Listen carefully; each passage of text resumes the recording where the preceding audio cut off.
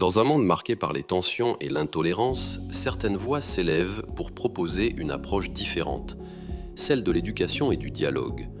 Mais qui est réellement Fethullah Gülen et quelle est l'essence du mouvement Hizmet qui l'a inspiré? Érudit musulman, penseur et écrivain, Fethullah Gülen a fait de la coexistence pacifique le combat de sa vie. Pour lui, les conflits ne naissent pas d'une hostilité naturelle entre les peuples, mais de maux plus profonds qui rongent nos sociétés.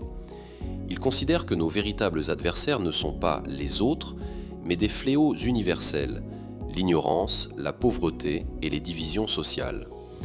À cette liste, il ajoute la tyrannie, l'indifférence et la perte des racines éthiques qu'il voit comme les obstacles majeurs à une paix durable.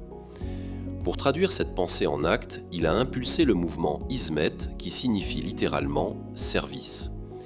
Ce réseau mondial place la responsabilité sociale et le respect de la dignité humaine au cœur de ses priorités. Convaincu que la connaissance est l'arme la plus puissante contre l'injustice, Gülen a toujours encouragé l'investissement dans l'éducation et les sciences. Cette démarche, par son ampleur, a suscité l'intérêt de nombreux chercheurs internationaux. Parmi eux, le docteur John Pal, historien renommé et professeur aux États-Unis, a consacré des années de recherche à ce phénomène. Ayant partagé ses analyses dans des institutions prestigieuses comme Oxford, Cambridge ou Yale, il apporte un regard extérieur et rigoureux sur cette œuvre. Dans sa biographie de référence, John Pal décortique la pensée de Gülen et retrace l'histoire de ce mouvement suivi par des millions de personnes. Il ne propose pas un plaidoyer, mais une analyse documentée permettant à chacun de se forger une opinion éclairée.